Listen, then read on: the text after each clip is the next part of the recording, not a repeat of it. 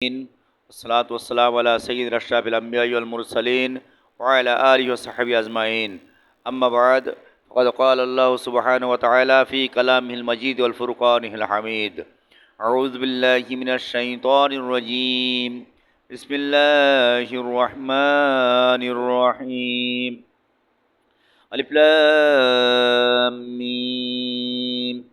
ذلك الكتاب لا ريب فيه هدى للمتقين الذين يؤمنون بالغيب ويقيمون الصلاة ومما رزقناهم ينفقون صدق الله العظيم।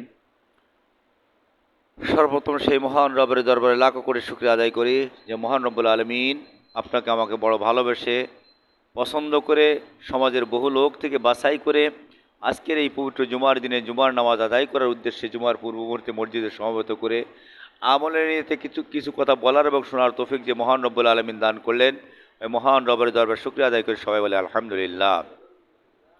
দুরূদ সালাম পাঠ করে মানবতার মুক্তির দিশারি সাইয়্যিদুল মুরসালিন আশরাফুল আম্বিয়া খাতামুন নবিয়্যিন মুরুদুল আল বিশ্বনবী মুহাম্মদ রাসূলুল্লাহ সাল্লাল্লাহু আলাইহি ওয়াসাল্লাম। আমি আপনাদের সামনে মহাগ্রন্থ আল কুরআনুল কারীমের 2 নম্বর সূরা সূরাতুল বাকারা এর থেকে 3টি আয়াতে মুকাদ্দাস তেলাওয়াত করেছি। এরই আলোকে সংক্ষিপ্ত পরিসরে কিছু কথা বলবো ইনশাআল্লাহ। আমা তাওফিক ইল্লা বিল্লাহ আলাইহি তাওয়াক্কালতু ওয়া ইলাইহি উনীব। সম্মানিত উপস্থিতি, আমরা যারা মসজিদে আসছি, হয়তোবা মসজিদের বাইরে রাজনৈতিক অঙ্গনে যদি যাই, এক একজন এক এক রাজনৈতিক দল করে, ঠিক কিনা? যদি সামাজিক অঙ্গনে যায়, এক একজন এক এক পেশায় নিয়োজিত, কেউ ব্যবসা করে, কেউ চাকরি করে, বিভিন্ন কেউ চাষ কাজ করে, এক একজন এক এক কাজে নিয়োজিত। এরপরে যদি আমরা চেহারার দিকে যাই, তাহলে এক একজনের চেহারা এক এক রকম। এরপরে যদি পরিবারের দিকে যাই, এক একজনের পরিবার এক এক রকম, ঠিক কিনা? কিন্তু শত ভিন্নতার মাঝ দিয়েও আমরা যখন মসজিদে আসছি, সকল সিদ্ধান্তকে উপেক্ষা করে আমরা একটা সিদ্ধান্তে একমত, আমরা সবাই জান্নাতে যেতে চাই, ঠিক কিনা? আল্লাহ কবুল করেন, সকালে বলেন আমিন। এখানে কারো দ্বিমত আছে নাকি? এখানে কোনো হিংসা আছে নাকি যে ও জান্নাতে গেলে আমার জান্নাতের জায়গা কম হবে নাকি? না। এই জন্য আমরা সবাই ঐক্যবদ্ধভাবে এক পথে উপনীত হতে পেরেছি, বিনা ভোটে বিনা সিদ্ধান্তে আমরা একমত যে আমরা সবাই জান্নাতে যেতে চাই। আল্লাহ কবুল করেন, সকালে বলেন আমিন। তো জান্নাতে যাওয়ার জন্য আল্লাহ রাব্বুল আলামিন যে কন্ডিশন দিয়েছেন, সেই কন্ডিশনের সর্বপ্রথম যেটা, সেটা হলো ঈমান লাগবে। কি লাগবে? ঈমান লাগবে। এরপর লাগবে নেক আমল। আল্লাহ রাব্বুল আলামিন সূরা বুরুজের 11 নম্বর আয়াতের ভিতরে বলছেন, ইন্নাল্লাযীনা আমানু ওয়া আমিলুস সালিহাতি লাহুম জান্নাতুন তাজরি মিন তাহতিহাল আনহার যালিকাল ফাওজুল কাবীর। আল্লাহ বলছেন, নিশ্চয় যারা ঈমান আনয়ন করে, এরপরে আমলে সালেহ করে, আমি আল্লাহ রাব্বুল আলামিন এদের জন্য জান্নাত রেডি করে রেখেছি। এমন জান্নাত রেডি করে রেখেছি যে জান্নাতের তল দেশ থেকে নদী সম প্রবাহিত। আর এটা হলো বান্দার জন্য জালিকাল ফাউজুল কাবীর, এটা হলো বান্দার জন্য বড় উপঢৌকন। জান্নাতটা বান্দার জন্য কি? বড় উপঢৌকন, বড় উপহার। এর থেকে আর কোনো বড় উপহার হতে পারে না। তো ঈমান কিভাবে আনতে হবে? আল্লাহ রাব্বুল আলামিন বলছেন, আমি যে আয়াত তেলাওয়াত করেছি আলিফ লাম মিম, এগুলো হরফে মুকাত্তাতের অন্তর্গতের অর্থ আল্লাহ ভালো জানেন, আমরা এর অর্থ করতে পারবো না। পরবর্তী আল্লাহ বলছে জালিকাল কিতাব লা রাইবা ফি, এটা এমন একটা কিতাব যে কিতাবের ভিতরে কোনো সন্দেহ নাই, কোনো ভুল নাই। সেই কিতাবটার নাম কি? আল কুরআন। আল কুরআন, সেই কিতাবটার নাম হলো আল কুরআন। এই কুরআনের ভিতরে কোনো ভুল নাই। আল্লাহ বলছে হুদাল লিল মুত্তাকিন, এটা হলো জান্নাতি মানুষের জন্য পথ প্রদর্শক। যারা জান্নাতে যেতে চায় তারা যেন কোরআনের পথকে অন্বেষণ করে, কোরআনের পথকে ফলো করে। মানব রচিত কোনো পথ নয়, কোনো ব্যক্তিগত মত নয়, কোনো দলীয় মত নয়। কোরআনের মতকে, কোরআনের আদর্শকে যেন তারা ফলো করে। নির্দেশকার আল্লাহর। আল্লাহ হুদাল লিল মুত্তাকিন, এটা মুত্তাকির জন্য পথ প্রদর্শক। যারা আল্লাহ ভীরু হতে চায়, যারা জান্নাতে যেতে চায়, যারা জাহান্নাম থেকে পরিত্রাণ পেতে চায়, আল্লাহ তাদেরকে কোরআন দিয়ে পথ দেখাই দেয়। কোরআনের পথে চললেই জান্নাত। আর কোরআনের পথ বাদ দিয়ে মানব রচিত পথ, অন্য পথ যে আছে, অন্য পথে যদি আমি পড়ি, শয়তানের প্ররোচিত পথে যদি চলি আমি, তাহলে কিন্তু নির্ঘাত আমি ক্ষতিগ্রস্ত, ঠিক না? ক্ষতিগ্রস্ত। কোরআনের পথটা হলো জান্নাতের পথ। আল্লাহ বলছে হুদাল লিল মুত্তাকিন, এই কোরআন হলো মুত্তাকি যারা আল্লাহওয়ালা লোক, যারা জান্নাতি মানুষ, তাদেরকে পথ দেখাই দেয়। অর্থাৎ জান্নাতি লোকের কাজ হলো কোরআন দিয়ে জীবন গঠন করা, কোরআন দিয়ে জীবন গঠন করা। আল্লাহ পাক বলছেন ইমানদার কারাম কিভাবে ইমান আনয়ন করবে, আমি তো ইমানদারদের জন্য জান্নাত রেডি করে রেখেছি। তাই ইমানের বৈশিষ্ট্যকে আল্লাহ বলছে আল্লাযীনা ইউমিনুনা বিল গায়ব, তারা আমি আল্লাহ আমাকে না দেখেই কালেমা পড়েছে, না দেখেই আমার পরে ইমান আনয়ন করেছি। আমরা কি আল্লাহকে দেখে কেউ কালেমা পড়েছি নাকি? আল্লাহকে দেখে কালেমা পড়ছি না, আল্লাহকে না দেখেই কালেমা পড়েছি। কালেমা আমরা কি পড়েছি? লা ইলাহা ইল্লাল্লাহু মুহাম্মাদুর রাসূলুল্লাহ, আল্লাহ ব্যতীত কোনো আইনদাতা নেই, ইলাহা নেই, উপাস্য নেই, মাবুদ নেই, আইনদাতা নেই, আল্লাহ ব্যতীত কোনো আইনদাতা নেই। এটা আমরা কালেমার ভিতরে পড়েছি। পড়ে তার পরবর্তী বলেছি মুহাম্মাদুর রাসূলুল্লাহ, আর মোহাম্মদ সাল্লাল্লাহু আলাইহি সাল্লামের আদর্শ আমি মেনে নিয়েছি। আল্লাহ বাদে কোনো ইলাহ নাই, কোনো আইনদাতা নাই, কোনো বিধানদাতা নেই। আল্লাহর আইনে আমি মেনে নিয়েছি, আর নবী মোহাম্মদ সাল্লাল্লাহু আলাইহি সাল্লামের আদর্শ আমি মেনে নিয়েছি। এই দুটো যখন মেনেছি তখনই আমি কিন্তু ইমানদার। তখন কি আমি ইমানদার। আর এই দুটো যতক্ষণ মানতে না পেরেছি ততক্ষণ কিন্তু ইমানদার হইনি, ইমানদার যায়নি। এই আদর্শ না মেনে বহু লোক কালেমা পড়েছে। নরসিংদীতে বাড়ি, বাংলাদেশের নরসিংদীতে বাড়ি, নাম হলো গিরিশচন্দ্র সেন। কোরআনের অনুবাদ করতে গিয়ে বহুবার কালেমা পড়েছে। মুসলমান কি হয়েছে? মুসলমান হয়েছে? কোনো লোক কি জানাজা পড়েছে? কোনো জানাজা পড়ে নাই। মুসলিম গোরস্থানে গিয়ে মাটি হয়েছে? তাও হয় নাই। হয়েছে কোথায়? শ্মশানে। কোথায়? শ্মশানে। তো কালেমা পড়ার পরে কালেমার আদর্শ সমাজের ভিতরে আমি আমার যে বডি আছে, বডির ভিতরে স্ট্রাকচারের ভিতরে আমি বাস্তবায়ন করতে পারি নাই, সমাজে বাস্তবায়ন করতে পারি নাই। শুধু মুখে কালেমা পড়েছি। মুখে কালেমা পড়লে শুধু ইমানদার কিন্তু হওয়া যাবে না। আল্লাহ রাব্বুল আলামিন বলছেন এই কালেমা যারা আমি আল্লাহ আমাকে না দেখে যারা ইমান আনয়ন করলো, আমি আল্লাহ আমাকে না দেখে কালেমা পড়লো, আমি আল্লাহ আমাকে না দেখে রাসূলের আদর্শ মেনে নিল, আমি রাসূল পাঠিয়েছি, ওই রাসূলের আদর্শ তারা মেনে নিল, তাদের প্রথম দফা কাজ কি হবে? কালেমা পড়ার পরে প্রথম দফা কাজ কি হবে? কাজ আছে কি না? কাজ আছে না?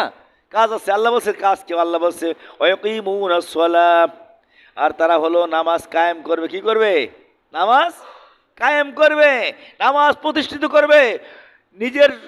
নিজের পরে, ব্যক্তির পরে এবং রাষ্ট্রের পরে, সমাজের পরে নামাজ প্রতিষ্ঠা করবে। তাহলে কালেমার পরেই দ্বিতীয় দফা কাজ কি? নামাজ কায়েম করা। কি করা? নামাজ কায়েম করা, নামাজ প্রতিষ্ঠা করা। এখন না পড়ে কি কায়েম হয় বলেন? না পড়ে কি প্রতিষ্ঠিত হয়? তাহলে নামাজ পড়া প্রথম পর্যায়ে। কি? নামাজ পড়া। নামাজকে কায়েম করবে।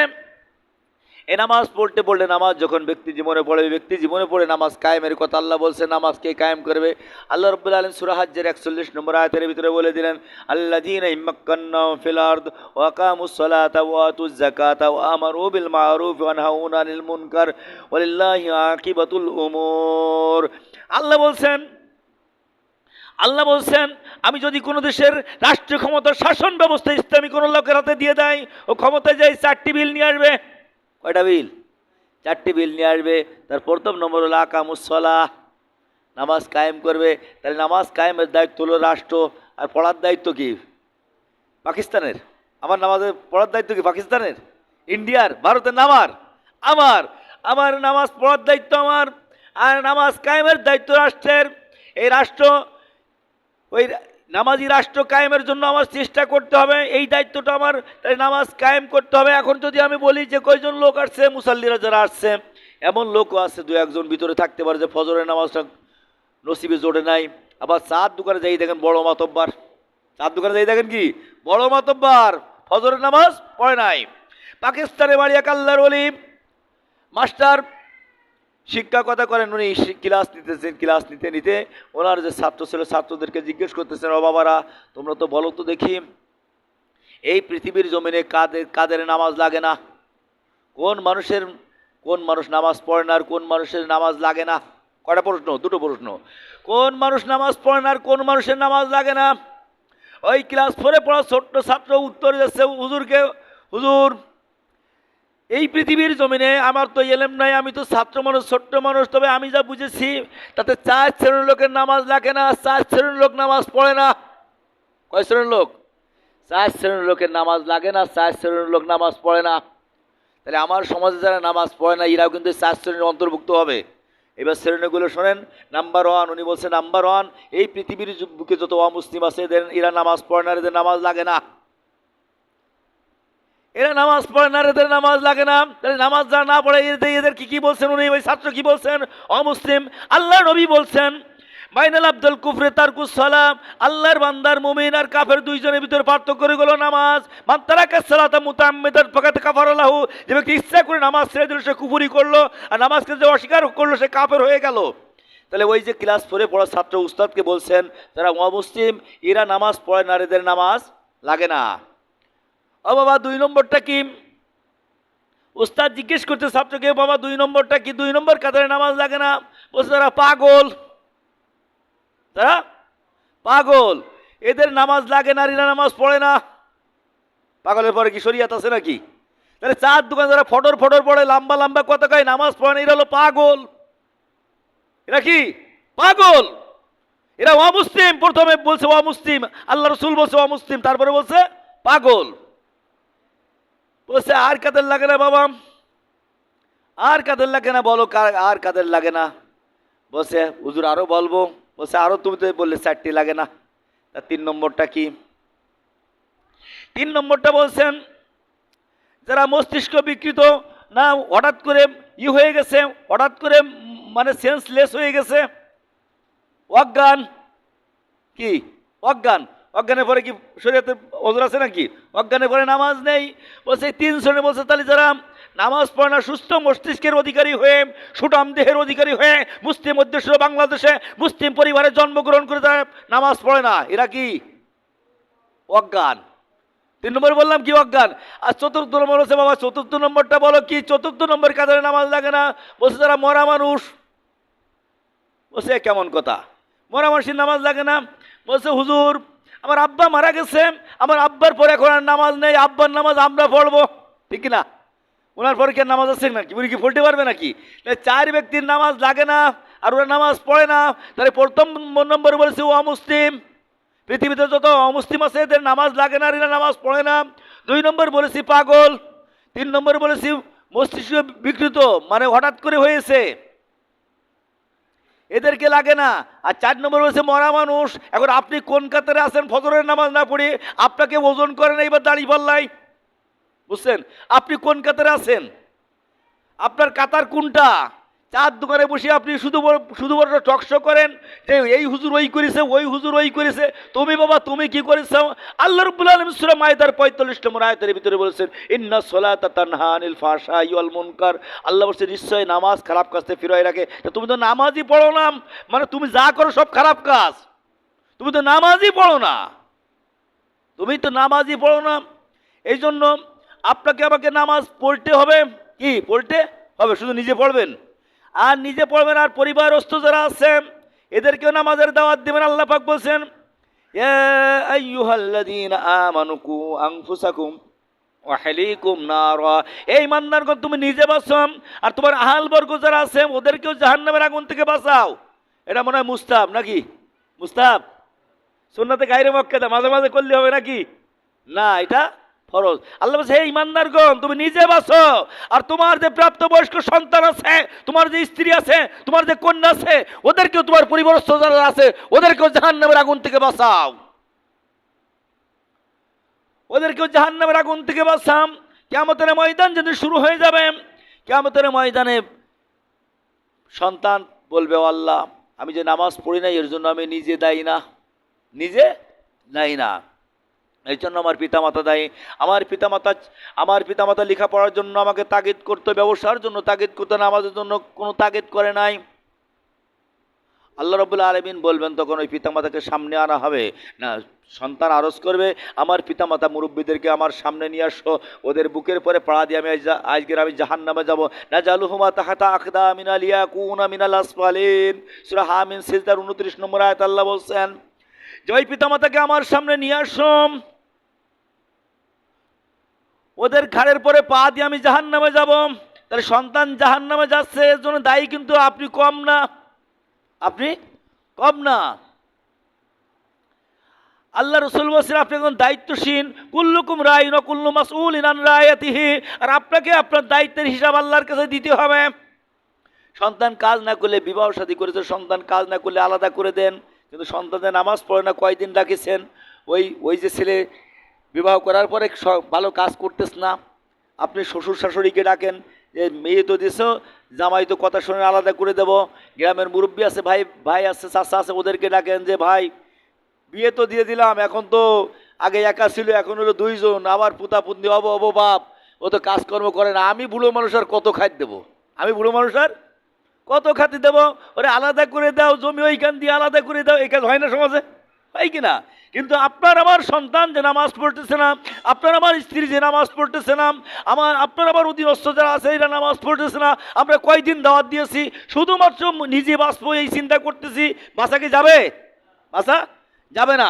আপনাকে আমাকে নামাজ পড়তে হবে, সাথে সাথে আপনার আমার পরিবারস্থ যারা আছে, অধীনস্থ যারা আছে, ওদেরকেও নামাজের দাওয়াত দিতে হবে। পারবো তো ইনশাল্লাহ? পারবো তো ইনশাল্লাহ? আল্লাহ কবুল করে, সকলে বলেন আমিন। যদি আমরা এইটাই করতে পারি তবেই কিন্তু পরে জান্নাতের দরজা খুলে যাবে, জাহান্নামের দরজা বন্ধ হয়ে যাবে। বুঝছেন কথা? কিন্তু এগুলো তো আমরা করি না, আমরা শুধু আছি দুনিয়া নিয়ে, দুনিয়া নিয়ে। দুনিয়াও লাগবে, দুনিয়া যে আপনার বাদ দিতে বলছি তা না, শুধু দুনিয়া না, আর দুনিয়া জিফা, দুনিয়া হলো মরা লাশ, অতলিব কাল কিলাব। আর যারা শুধু এই দুনিয়া অন্বেষণ করে এরা হলো কুকুর, এরা কুকুর। কে বলছে? আল্লাহ নবী বলছেন অতলিব কাল কিলাব, যারা শুধু দুনিয়া অন্বেষণ করে, নামাজ বাদ দিয়ে, রোজা বাদ দিয়ে, ইসলামী বিধান বাদ দিয়ে, ইসলামী আন্দোলন বাদ দিয়ে শুধু দুনিয়ার পরে থাকে, এরা হলো কুকুর। এরা কি? কুকুর। চার দোকানে যারা টকশো করে ব্যবহার দেখবেন ওই রকম, নামাজ নেই, ফজরের মাগরিবের আজান হচ্ছে, বাজার মসজিদ নেই, টকশোই আছে, ওই নেতা এই করেছে, ওই নেতা এই করেছে, ওই অমুক এই করেছে, টকশো আজান হয়নি তোমার? তুমি মনে করছো আমি মুসলমানের ঘরে জন্মগ্রহণ করেছি বলে আমি মাপ পেয়ে যাবো, একদম জান্নাত দরজা খুলে গেছে, জান্নাত তো সোজা। আল্লাহ রাব্বুল আলামিন কালাম পাকের ভিতরে বলছেন ইয়া আইয়ুহাল্লাযীনা আমানুত্তাকুল্লাহ হাক্কা তুকাতিহি ওয়া লা তামুতুন্না ইল্লা ওয়া আনতুম মুসলিমুন। সূরা আল ইমরান 102 নম্বর আয়াত আল্লাহ বলেন, ও ঈমানদারগণ তোমরা আল্লাহকে ভয় করো। কাদেরকে বলছে? যারা কালেমা পড়ে মুসলমান হয়েছ, তোমরা আল্লাহকে ভয় করো, ইত্তাকুল্লাহ, আল্লাহকে ভয় করো, হাক্কা তুকাতিহি, যেমন ভয় করলে আর লাগে না, সর্বস্ত আল্লাহর বিধান কায়েমের আন্দোলন করো। আর ওয়ালা তামুতুন্না, তোমরা মৃত্যুবরণ করে না, ইল্লা ওয়া আনতুম মুসলিমুন, মুসলমান না হয়ে, মুসলমান না হয়ে। কালেমা পড়ার পরে মুসলমান না, কালেমার পরে প্রতিষ্ঠিত থাকার পরে মুসলিম, কালেমার পরে প্রতিষ্ঠিত থাকার পরে মুসলিম। কালেমা পড়ছে আল্লাহ রাব্বুল আলামিন সূরা হামিম সিজদার 30 নম্বর আয়াতের ভিতরে বললেন ইন্নাল্লাযীনা ক্বালু রাব্বুনাল্লাহু সুম্মা ইসতাকামু তাতানাজ্জালু আলাইহিমুল মালায়েকা আল্লা তাখাফু ওয়া লা তাহজানু ওয়াবশিরু বিল জান্নাতিল্লাতী কুনতুম তুআদুন। সূরা হামিম সিজদার 30 নম্বর আয়াতে বলছেন নিশ্চয় যারা বলে আল্লাহ আমার রব, ইন্নাল্লাযীনা ক্বালু রাব্বুনাল্লাহ, আল্লাহ আমার রব, সুম্মা ইসতাকামু, এরপরে ওর পরে প্রতিষ্ঠিত থাকে, অটল থেকে ওই রবের বিধান, সর্বত্র প্রতিষ্ঠার আন্দোলন করে, সর্বত্র প্রতিষ্ঠা করে, ওই রবের বিধানের কাছে মাথা নত করে। আল্লাহ বলছে তাতানাজ্জালু আলাইহিমুল মালাইকা, আমি আল্লাহ তারপরে ফেরেশতা নাজিল করব, আল্লাহ তাখাফু, কোনো ভয় নেই, ওয়ালা তাহজানু, কোনো চিন্তাও নেই, ওয়াবশিরু বিল জান্নাহ, ও জান্নাতের সুসংবাদ গ্রহণ করো, ওয়া কুনতুম তুআদুন, দুনিয়ার জিন্দেগিতে নবী আলাইহিস সালাতু ওয়াস সালামের মাধ্যম দিয়ে যে জান্নাতের সংবাদ আমি দিয়েছিলাম, যে জান্নাতের ওয়াদা আমি করেছিলাম। বুঝছেন কথা? আল্লাহর বিধানের পরে অবিচাল থাকার পরেই কিন্তু জান্নাত পাওয়া যাবে। অনেকে মনে করেছি কি যে কুরবানির সময় বড় গরু কুরবানি করলাম, জান্নাত হয়ে গেছে, জান্নাত হয়ে গেছে। আমি তো বারবার বলেছি, আল্লাহ রাব্বুল আলামিন সূরা কাউসারের ভিতর বলছেন ফাসাল্লি লিরাব্বিকা ওয়ানহার, আগে নামাজ পড়ে কুরবানি, ফাসাল্লি লিরাব্বিক, তোমার রবের উদ্দেশ্যে নামাজ পড়ো, ওয়ানহারের পরে কুরবানি করো, এরপরে কুরবানি করো। তো নামাজ নেই কুরবানি নিরাস্ত হবে, নামাজ নেই টকশনে ব্যস্ত, তুমি কিসের নেতা? তোমার ওই যে 4 শ্রেণীর ভিতরে অন্তর্ভুক্ত তুমি। 1 নম্বর কি বলেছে? 4 শ্রেণীর অমুসলিম। 1 নম্বর বলেছে অমুসলিমরা নামাজ লাগে না, ও নামাজ পড়েও না। 2 নম্বর বলেছে পাগল, পাগলদের নামাজ পড়ে না, লাগে না। আরেকটা কি বলেছি? মস্তিষ্ক বিকৃত, হঠাৎ করে মস্তিষ্ক বিকৃত হয়ে গেছে, জ্ঞান হারাই গেছে, নামাজ লাগে না, পড়ে না। আর 4 নম্বর হচ্ছে মরা মানুষ, মরা মানুষেদের নামাজ লাগে না, এরা পড়েও না। তা আপনি কি 4 শ্রেণীর অন্তর্ভুক্ত হবেন না মুমিনের অন্তর্ভুক্ত হবেন? আল্লাহ রাব্বুল আলামিন বলেন কদ আফলাহাল মুমিনুন, মুমিনের সফল কাম হয়ে গেছে, জান্নাত পেয়ে গেছে, মরতে দেরি জান্নাত পেতে দেরি না। আমরা তো ওই জান্নাত চাই, আল্লাহ কবুল করুন, সকলে বলেন আমিন। আমরা জান্নাত চাই, কি চাই? জান্নাত চাই। তো জান্নাত পেতে গেলে কি লাগবে? নামাজ লাগবে। আর সালাতু মিফতাহুল জান্নাহ, নামাজ হলো জান্নাতের চাবি। কিসের চাবি? চাবি বাংলাদেশে রেখে চলে যাচ্ছেন কবর পড়ে, কলবেন তালা কি দিয়ে? মনে করেন তালা গ্রান্ডে দিয়ে কাটবো, কাটি জান্নাত তালা গ্রান্ডে কাটি ঢুকা যাবে? তালা ভাঙ্গি ঢুকা যাবে? পাতলা পাতলা বাড়ি ফেরেশতারা গিরি কাটো ছাড়াই ফেলবে। যাই দেখেন, এমনি তো মোটামুটি কবরে যাওয়ার পরে কি হবে না হবে সে তো চিন্তাধারা আছে। কবরে যাওয়ার পরে প্রথম প্রশ্ন, আমার রব্বুকা, তোমার রবকে? কোন রবের আইন মেনে দুনিয়ায় 60 বছর 70 বছর জিন্দেগি পরিচালিত করেছ? কোন রবের আইন সমাজে প্রতিষ্ঠা আন্দোলন করেছ? ব্রিটিশের না ইংরেজের না আল্লাহর? কার? আল্লাহর আইন। আমরা কি করি তা? করি না। কোন রবের আইন সমাজে প্রতিষ্ঠা করে? রব ওকে বলা হয় একমাত্র আইনদাতা। আইনদাতা যিনি, ওনাকে রব বলা হয়। যেমন আরবিতে অনেক কথা আছে, যিনি রিজিক দেয় আল্লাহর এক নাম রাজ্জাক। রিজিক দেয় কি? রাজ্জাক, সৃষ্টিকর্তা খালেক। আর রব বলা হয় উনাকে। তার বেতন সাইয়া কাবালি পা সাইয়ান পা সাইয়া, নাই থেকে মায়ের পেটের ভিতরে তিল তিল করে যিনি বড় করে পৃথিবীর জমিনে এনে গাইড টুক কোরআন হাতে দিয়ে দুনিয়া পরিচালনার দায়িত্ব দিয়েছেন। বুঝছেন কথা? উনি হলো রব, একমাত্র আইনদাতা, একমাত্র আইনদাতা। ওই রবই আমার জন্য যথেষ্ট। আলাইসাল্লাহু বিকাফিন আবদা, আল্লাহ আমার একমাত্র যথেষ্ট। আল্লাহ আমার হায়াতের মালিক। কুলিন্না সলাতি ওয়া নুসুকি ওয়া মাহইয়ায়া ওয়া মামাতি লিল্লাহি রাব্বিল আলামিন। আল্লাহ বলছেন, নিশ্চয় বলো আমার নামাজ। নামাজ কার জন্য? আল্লাহর জন্য। নুসুকিয়া, আমার কুরবানি আমার জন্য। আমার জন্য বেঁচে থেকে আমার জন্য মরে যাওয়া। কার জন্য মরে যাওয়া? আল্লাহর জন্য মরে যাওয়া। এই জন্য আমার জীবনটা উৎসর্গ করবো কার জন্য? আল্লাহর জন্য। কোনো রক্ত চক্ষুকে পরোয়া করে ইমান থেকে দূরে থাকার কোনো সুযোগ নেই, সুযোগ নেই, কোনো অবস্থায় নেই। আমার মৃত্যুর 1 সেকেন্ড আগে আজরাইল আমার কাছে আসবে না। পৃথিবীর এমন কোনো শক্তি নেই, এমন কোনো বুলেট নেই, এমন কোনো কামারের গুলি নেই। আমি রফিকুল ইসলাম, আমাকে মৃত্যুর যে সময় আছে ওর 1 মিনিট আগে মারার আছে? নেই। বিদায় ও সময় আসলেই অলরেডি আমার চলেই যেতি। তা ও ও মস্তানের ভয় করে লাভ কি? ভয় করো কাকে? আল্লাহকে। আলাইসাল্লাহু বিকাফিন আবদা, আল্লাহ আমার জন্য যথেষ্ট। আইনামা তাকুন ইদরিকুমুল মাউতু ওয়ালাউ কুনতুম ফি বুরুজিম মুশাইয়াদা। মৃত্যুর ভয়ে যদি তুমি সীসাগৃহীত পাহাড়ের ভিতরে আশ্রয় নাও, মৃত্যু সেখানে চলেই যাবে। কুল্লু নাফসিন যায়িকাতুল মাউত সুম্মা ইলাইনা তুরজাউন। আল্লাহ বলছেন, পৃথিবীতে যারা জীবন নিয়ে জন্মগ্রহণ করেছে ওদেরকে মরা লাগবে। লাগবে কি না? আপনারা মনে হয় মরবেন না, লাগবে? আর সাত দোকানে যারা টকশো করে নামাজ বাদ দিয়ে, ওরাই বেশি থাকবে, ওরাই বেশি থাকবে। এই পৃথিবীর জমিনে ফিরাউন জীবিত না আছে? নমরুদ জীবিত আছে? এরা ক্ষুধা দাবি করলো না? এরা ক্ষুধা দাবি করলো, আছে জীবিত? জীবিত নেই, সব চলে গেছে। আবু জেহেল, উতবা, সাইবা, মুগিরা, যারা কোরআন বন্ধের পায়তারা করেছিল, দারোয়ান নদওয়া থেকে, সংসদ ভবন থেকে আইন পাশ করেছিল। ওয়াকাল আল্লাযীনা কাফারু লা তাসমাউ লিহাযাল কুরআনি ওয়ালগাউ ফি লাআল্লাকুম তাগলিবুন। কোরআনের কথা যেখানে হবে সেখানে তোমরা বাধা প্রদান করো। তোমরা কোরআন শুনবে না, আর কোরআন যেখানে কথা হবে সেখানে বাধা দেবে। এই আবু জেহেলের উত্তরসূরিরা এ বাংলাদেশেও বুঝেছিল কিছুদিন আগে। আবার 90 আবু জেহেলের রূপ একদল ধারণ করতেছে। আবু জেহেল নেই, উতবা নেই, সাইবা নেই, মুগিরা নেই, কাব বিলাস সব নেই। বিদায় হয়ে গেছে। ইতিহাস থেকে আপনাকে আমাকে শিক্ষা নিতে হবে। ইতিহাস থেকে আপনাকে আমাকে শিক্ষা নিতে হবে।